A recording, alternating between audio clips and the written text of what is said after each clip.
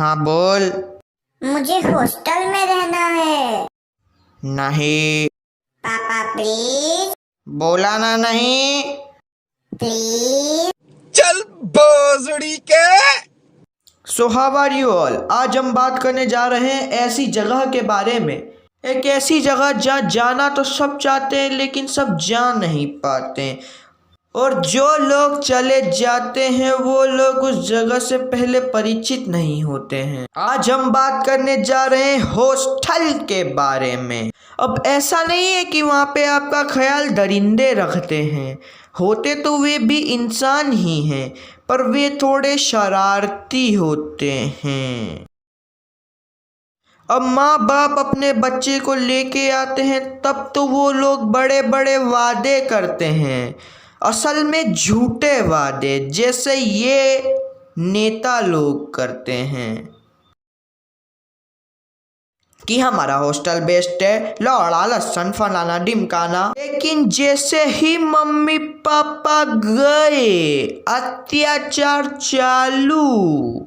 अब तुम अपने हॉस्टल रूम में बैठे हो और चिल मार रहे हो। छेनी जैसी शक्ल लेके कोई तुम्हारे रूम का दरवाजा खटखटाता है, तुम खोलने जाते हो। अब तुम नहीं जानते हो कि वो कौन है।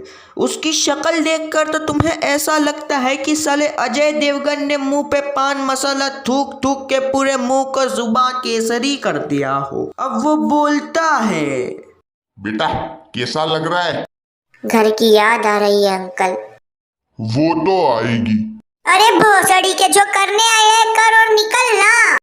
अब कुछ हॉस्टल्स इतने लो बजट होते हैं कि क्या बताऊं, पानी का बेसिन ही जाम है बहन। अब तुम्हें पता नहीं है कि बेसिन जाम है और तुम पानी भरने गए, देखते हो कि वहां पर पहले से ही कोई खड़ा है।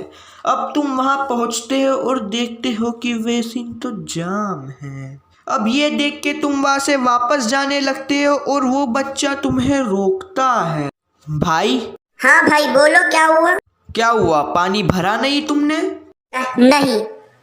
का अच्छा है। किस चीज के लिए? स्विमिंग पूल है, मार ले डुबकी। अरे क्या बोल रहे हो? वो एकदम हैवानी हंसी के साथ। डुबकी मार ले, किसी को नहीं बोलूंगा तो किसी को पता ही नहीं चलेगा। मैं बोला निकल लौड़े, पहली फुर्सत में निकल। अब मुझे तुम्हारा तो नहीं पता, लेकिन मैं एक टट्टी से हॉस्टल में रहता था जहां स्पेशल फूड के नाम पे पनीर मिलता था। अब तुम सोच रहे होंगे कि पनीर तो अच्छी बात है, अजी लंड मेरा, वो पनीर को रबर के माफिक था।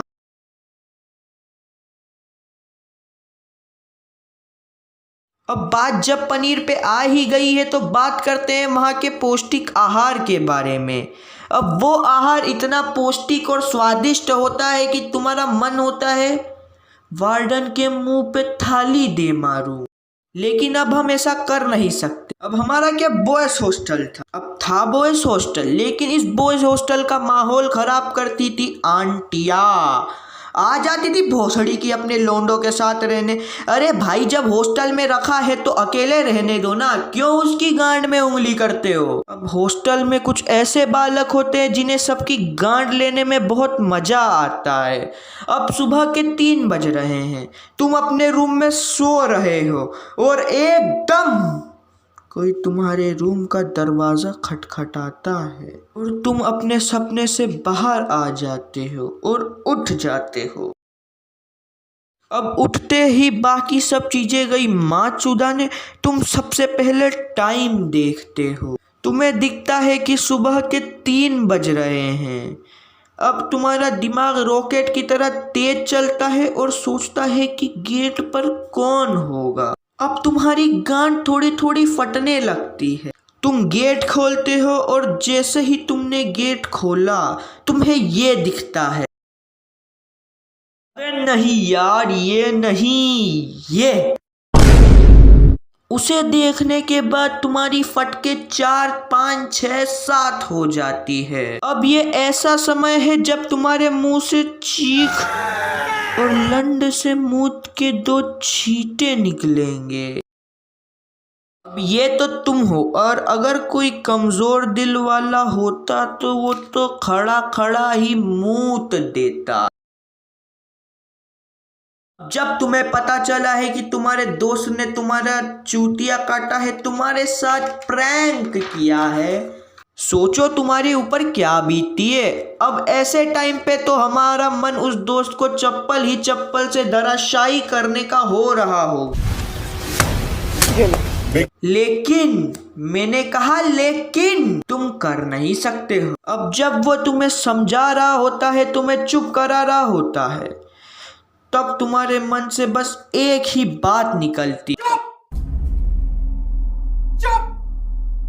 बिल्कुल चुप।